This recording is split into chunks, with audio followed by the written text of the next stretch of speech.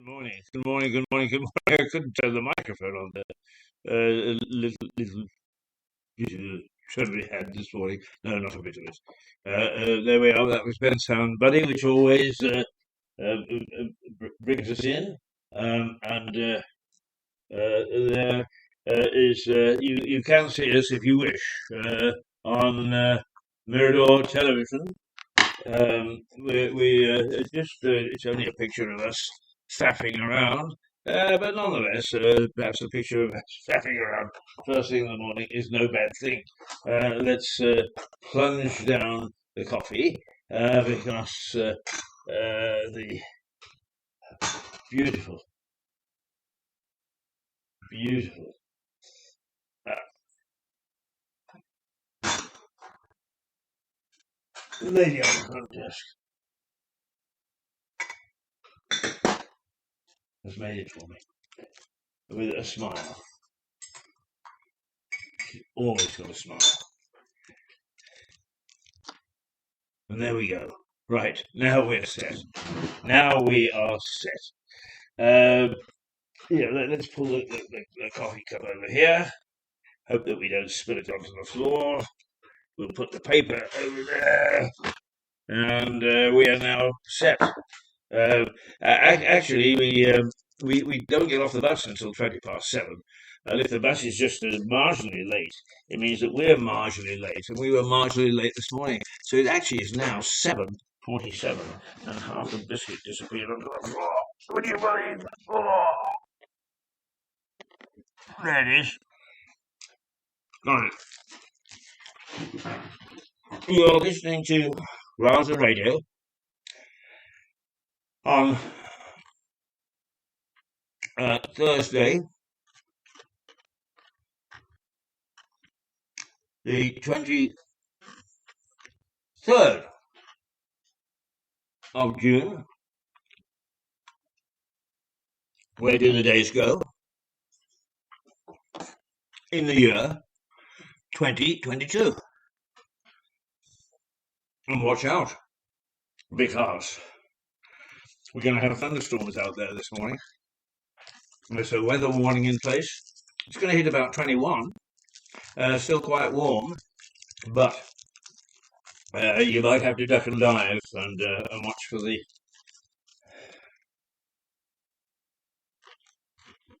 lightning. Does that sound like a good day?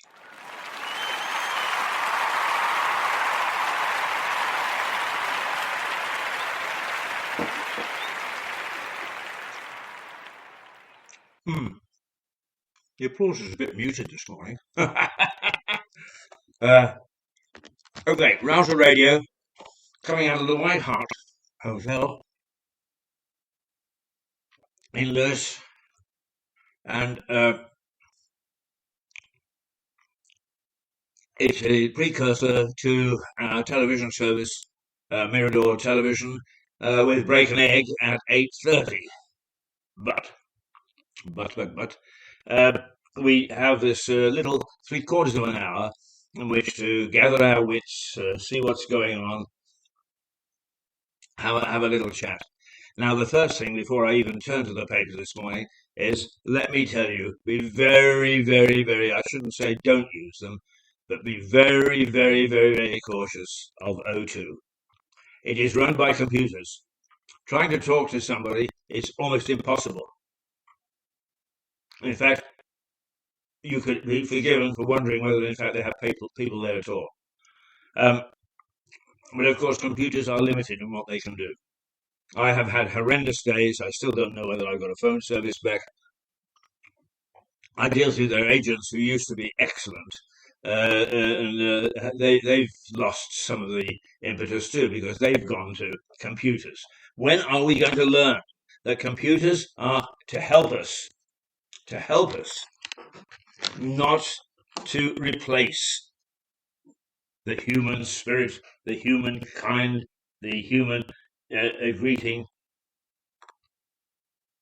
Computers are not there to take over, because otherwise they will be like the Triffids. And the Triffids when they took over, were not kind. And I think the computers, when they take over, as they are indeed, are not kind. So watch out for O2. The big problem is, I hope that on the outside rail, there are some smaller companies cropping up who, if they don't emulate the big boys, might find a niche market of people like me who are completely and utterly pissed off with being pushed around by computers and not getting anywhere. I've been trying to pay a bill, which I didn't know I had with O2. Didn't bother to tell me, it just cut me off. Right? After it cut me off, is I've been trying to pay that bill, which I don't think is a bill that entirely unexpected.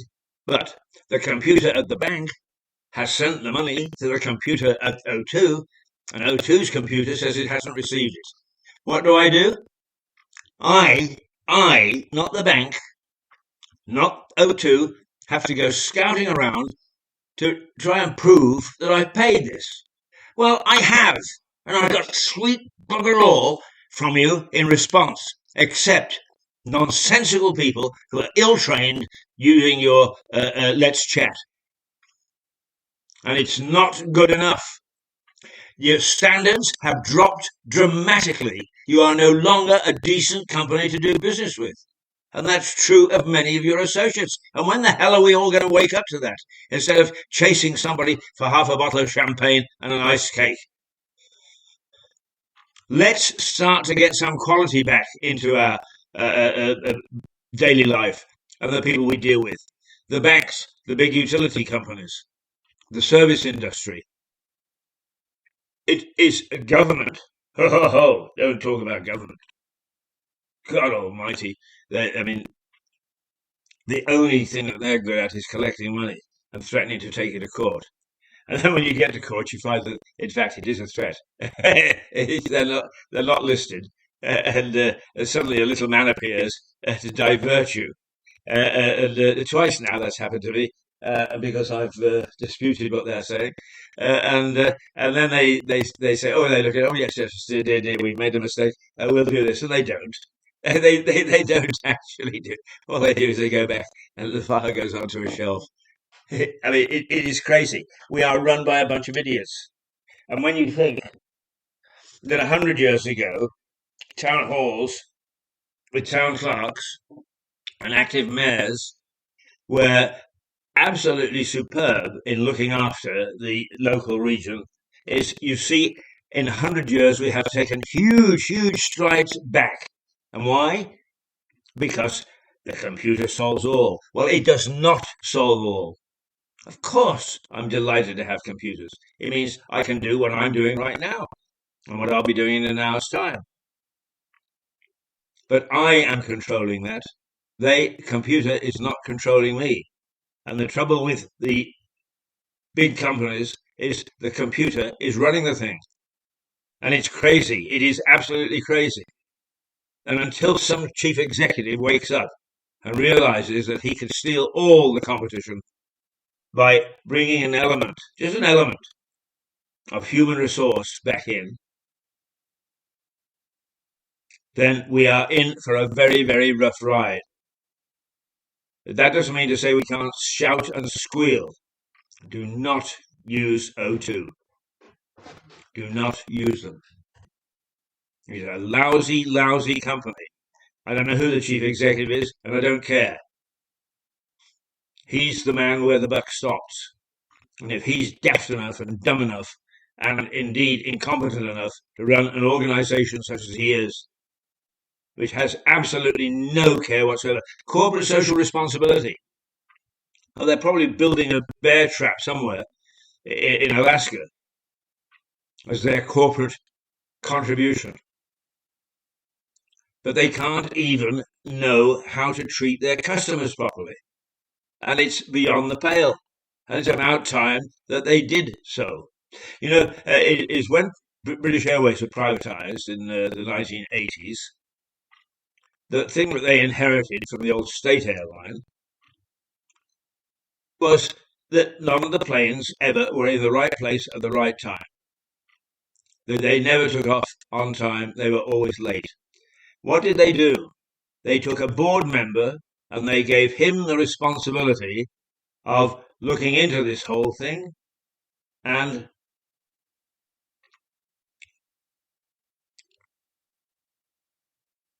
to look after putting it right, and he did. And they became the envy of the airline industry in the 1980s after privatization.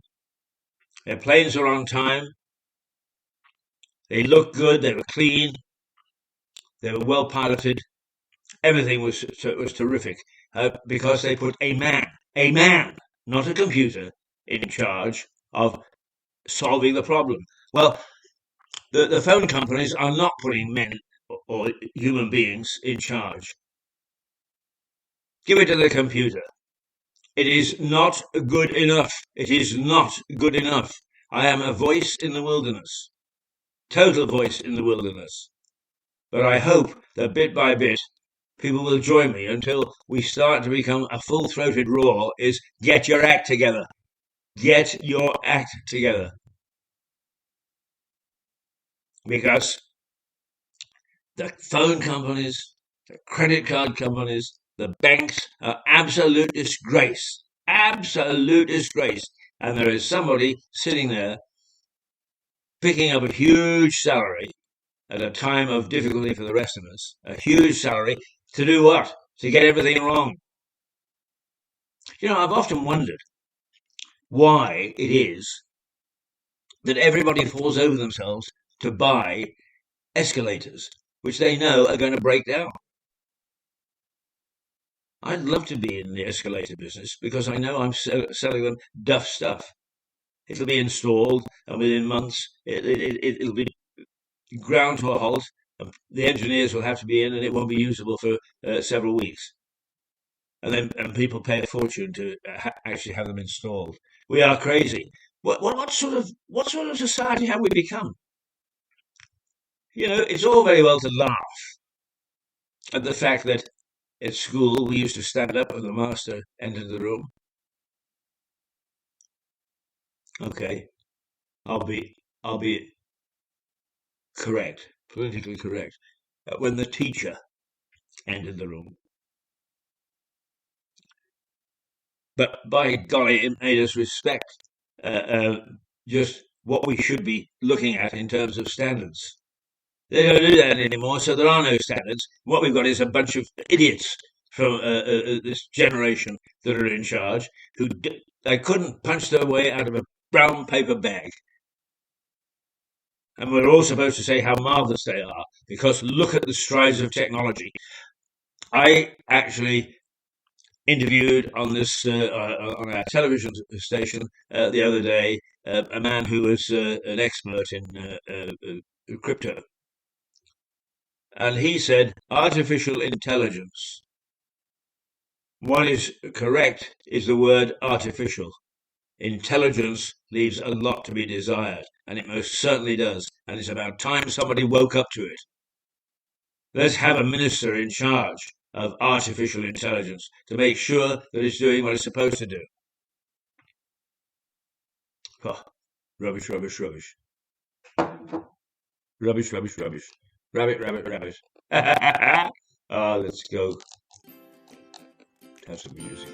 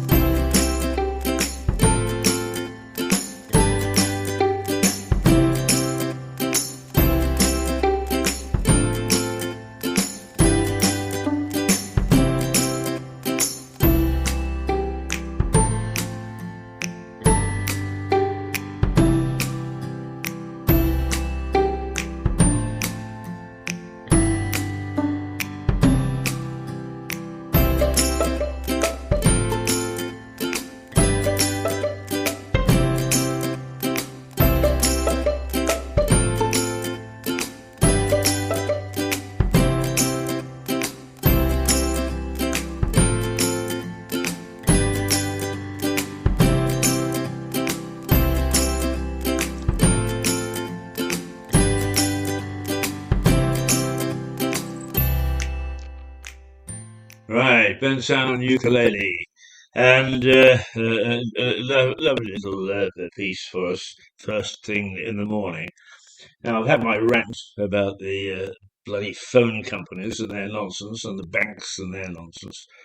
And I actually said to somebody, when it's proved that I've actually paid this bill, I hope that what they're going to do is to knock 20% off of what I owed, because that is fair meat and fair justice. It won't happen. Won't happen. The bank will blame the telephone company, and the telephone company will blame the bank, and on it'll go. It's absolute bloody rubbish. Absolute rubbish. But all we can do is treat them with the disdain which they deserve. The senior management of this particular telephone company, O2, is disgraceful. Absolutely disgraceful. How they can be there and how they can demand the salaries that they do, I have no idea. None whatsoever. But there we go. That's the scene in which we live. Blue dee blue, blue dee blue, blue dee blue. Ha ha ha. Okay, right. Let's now. The newspaper headlines have got a very disturbing thing because I'm old enough to have lived through the age of polio, when polio was a dreaded word, and you hoped like hell that your children, or at least in my case, being a child, we didn't get it. And several colleagues and several friends, several youngsters who were at school with us did get it, and lived with their legs in irons and all sorts of things for the rest of their life. It was it was a dreadful disease, polio, and it would appear that polio is on the return. 40 years we've been without it, and now we're going to suffer it again. And the Metro is nationwide polio alert.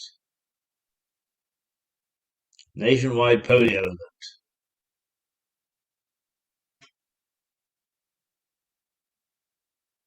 News that the virus that caused polio has been discovered in the UK.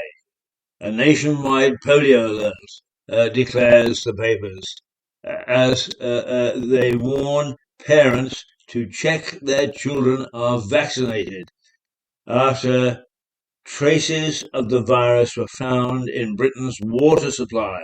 In the water supply. God help us. Where are we going? So that was the Metro, but the I is the same. Polio found in Britain for the first time in 40 years. Mind you, that must have made the doctors sit up. And I think the resurgence of a lot of these things is because of the system that we've now got. You wait for weeks to see a doctor. God only knows what you're spreading because you don't know what you've got.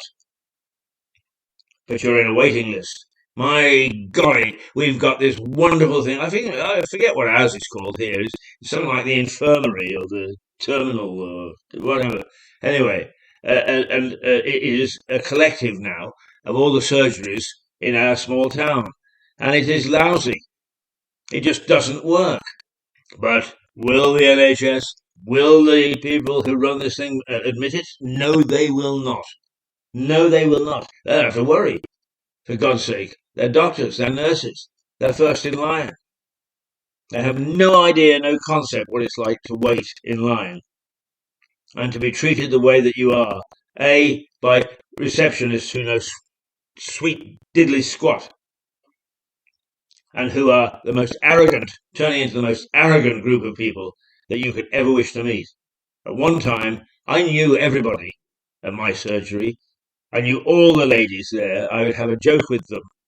I could walk in. I didn't even have to give them my date of birth. They knew how to tap in straight away. I don't know any of them now. And frankly, I don't want to. It is not a pleasant experience anymore, walking into my surgery. And they've managed to take that away as well. What is it about this modern generation that want to make us the most foul, treating tempered people that the world has ever known. We don't talk to one another anymore. There's no human contact. There's no humanity. There's no concern, no care. No, you can't see the doctor. You're going to tell me what's wrong with you. Blah, blah, blah, blah. Oh, let me show you with a little twitch of my shoulders how important I am. For God's sake, get with it. Our whole society we are paralyzed as a nation in almost every sector by people who literally should not be in the jobs that they're in. They're badly trained. They don't have the qualifications. Most of them have probably got a degree. Degrees which are now rubbish. Oh, and I think that probably the resurgence of some of these things like polio can actually find, to some extent, its roots in the fact that nobody gives a damn anymore, except that what they need to do is to satisfy their own rules and regulations, the rules and regulations which they made. The Daily Mail, polio is back in the UK after 40 years. The virus is back in the UK for the first time in 40 years, the Mail says. And experts repeatedly found samples of the virus at a wastewater site. Financial Times. Sunak defends 10% pension rise as teachers threaten strikes over pay. Well, isn't it funny? Everybody now is, what do you mean giving pensioners a 10% rise? At one time, it would have been, my goodness me, we should give pensioners a 10% rise. We should look after these people who gave their lives and their skills and their talents to trying to make life a little bit better. And let's show our gratitude. Not a bit of it anymore. This me generation is, they're getting more than we are. Well, sod off, you nasty, nasty people. I look at you in the coffee shops with your chatter, blah, blah, blah, blah, blah, blah, and your knitting and your babies, right? Totally unaware of what the hell's going on around you, and you don't even care. Well, apparently about 40% of you are in for a bit of a shock, because as long as we keep on working from home, that's 40% of the divorce rate. It is shooting up like crazy because you can't stand each other. But then you go out and you expect us to stand your silly nonsense. Blah, blah, blah. The Daily Express. It's only fair. Rishi defends £1,000 boost to pensions. I don't know where the £1,000 comes from. 10% of my pension wouldn't be anywhere near take it to £1,000. Perhaps it tells us, does it? It's only fair. Sunak said the increase would benefit those who are among the most vulnerable people in our society. But he's right there. The figures are, like every other figure put out by government, have no idea at all what it's all about. The Guardian. Talks to end the rail dispute break down in acrimony. Oh, why wouldn't they? After all, they're between people of this generation who know diddly squat. It doesn't matter whether they're representing the government, whether they're representing the rail management, or whether they're representing the unions. They are all useless bloody tits. That's what they are. And the sooner that they start to realise that and get their act together and try to get some respect. Yes, in the past, some of the union barons were awful, nasty people. But at least they were intelligent. At least they knew what they were doing. At least they knew what negotiating is all about. This lot? Nah, not a bit of it. They have no idea whatsoever. It's just me, me, me, me, me, me, me, me. Me, me, me, me, me, me, me, me, me. Well, I don't know where you think the bloody money is coming from, because if people can't work because of your strike, they can't pay taxes. They can't pay taxes, nothing is going into the Chancellery. Nothing's going into the Chancellery. They can't actually pay your money. Talk about shoot in the foot. Ha! The Times. Unions pile pressure on bosses after a 7% pay deal. Apparently there is one small railway company that is privately owned, and its deal is with its own particular union, and they have come to a 7% pay agreement. But as everybody points out very quickly, from the government side, or from the negotiating side, or from management side, is they are not bound with the national unions or the national rail system. They are people who are quite independent of all that nonsense. And it sounds to me that if they can actually satisfactorily run a railway properly, then the rest should be able to. A plague on all their houses. I'd love to throw them all into the ditch. Let them taste trying to make ends meet on a weekly basis, a monthly basis. Let them try. Oh, we couldn't possibly do that. Gosh, no. We can't afford our perks. What has the government told its good morning? What has the government told its employees, MPs, and so on and so forth? Just get the old Uber and put it on your expenses. Ha, sure. We can all do that, can't we? Like hell we can. And it's that sort of waving it. Boris, you were starting to get my sneaking respect. But when you allow your people to talk like that, it just shows a complete and utter lack of understanding of the people you represent. Get with it. I've never met my MP. The one before, who was not of my political persuasion, I regularly have a drink with. I like him. We have a nice chat. But I would bump into him all the time on the high street. This one, haven't a clue what she even looks like. Not a clue. Never mind, it's an election coming up, isn't there? The Daily Telegraph. Teacher strike would be unthinkable, says Zahawi. Zawi. Who the hell is Zawi? And the Education Secretary. Oh, I knew, God Almighty, you see, that shows just the state of the nation. Here is Education Secretary Zawi. Nadim Zawi. And I had no idea that's who was the teacher secretary. Saying strikes on teachers would be unforgivable. Officials are drawing up plans for supply teachers to keep schools going if the teachers' union goes on strike.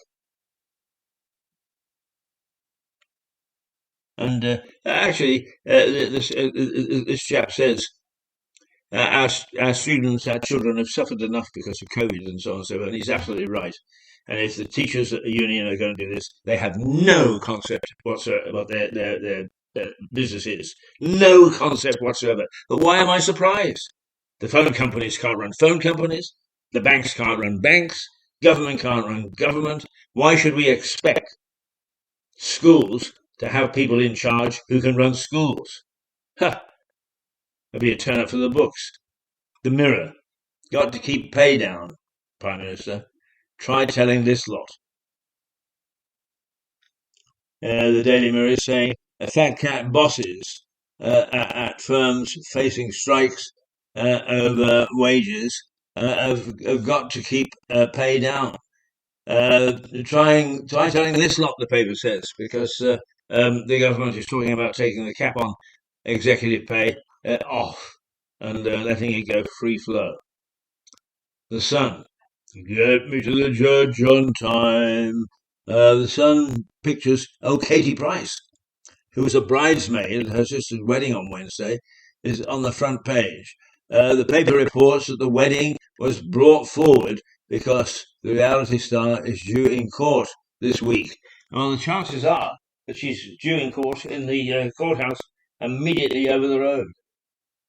And I suppose we must keep an eye open for that if she's going to be sentenced, because there will be an awful lot of photographers around and so on. Why, I have no idea. Katie Price is just Katie Price, for God's sake. Daily Star. Oh, actually, the BBC were making a big fuss of Kate Bush, and I have to say, she is one of my favourite singers. She was unusual, different. Her music was quite remarkable, and apparently she's come roaring back towards number one with an old piece, and oh, how terrific! And then the other star story is that a psychotic seagull is holding a guy hostage. He can't go out of his house because he's attacked by this seagull. Oh dear, dear, dear. It's a fisherman, and every time he goes out, this seagull comes zooming down. Oh dear. Okay, but generally speaking, with the second rail strike of the week underway, the papers focus anger on what it calls the risible, archaic working practices that plague the railways. And actually, yes, they are archaic. I remember in the 70s and the 80s, when the unions were king, is how we were restricted in what we could do and what we couldn't do. Silly practices that went back actually is there's something called a glove allowance. Is that the newspaper loaders had? They had a glove allowance, which was to pay for gloves, so that when they actually put the papers into the back of the lorry, they didn't cut their hands on the wire. The only thing is that no longer were the papers bound by wire, and no longer were these men required to put them into the back of papers, back of the lorries, the trucks. But they were still paid a glove allowance. That's how ridiculous it was. And they went on strike over the glove allowance as well. Oh, dearie, dearie, dearie me. Where are we in time? It is 8:09. Oh, my goodness me. And it is the 23rd, Thursday, the 23rd of June in 2022. And we haven't played anything yet. So we better, hadn't we? Down with your get-up from the Mini Vandals. Let's try that.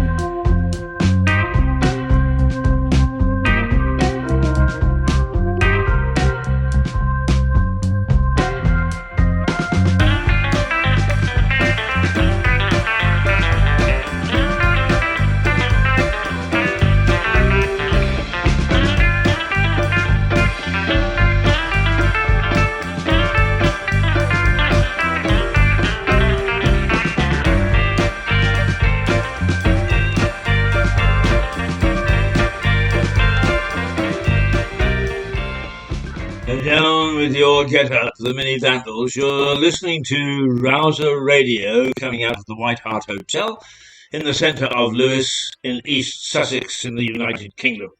Good morning, good morning, good morning. We're only here for a very short while. In fact, we're going to disappear in about 3 minutes' time. But it's good to have you with us, even if it's a short period of time. The weather outside is going to hit about 21, 22, but we can expect thunderstorms. In fact, quite a series of thunderstorms. There is a weather warning being put out by the Met Office to say watch out. And do watch out, because thunderstorms mean lightning, and lightning can be very difficult. I once was privileged to lie on a summer's night in Africa, watching an African thunderstorm. And some African thunderstorms are absolutely brilliant because the sky is clear except for puffy clouds. And the lightning doesn't go from the clouds to the ground, it goes from cloud to cloud. And it is astonishingly beautiful. A remarkable experience. If you ever get a chance, share it. It is beautiful. It is wonderful. I can't tell you. The experience was phenomenal. Right. Okay. Now there are two things before we go, because it is now 8:14. Two things before we go. One, polio is resurgent. Be very mindful. This is a nasty, nasty, vicious disease. It takes away the use of limbs. It can kill. It is a virus that we shouldn't actually play with. It's been 40 years since the last case of polio, and now it's raising its head again. And actually, so many things are coming bouncing back. So many viruses, so many bugs, so many germs entering our lives. It makes me ask, what are we doing that is permitting this rise in ill health? What are we doing that's wrong? I think that our entire way of living needs an overhaul. We need to look at a few things. Yes. Huh. Yes. There we go. I have to say goodbye. Oh, the other thing, by the way, is the rail strike, of course. Is we have a continuing rail strike, difficult to get anywhere. As a consequence, those who like to have an excuse for not doing anything have got the marvellous excuse. So that will add to everything else that's going on. Right, y'all. Let's bounce out, buddy, to see us out. Toodle pip. See you tomorrow morning.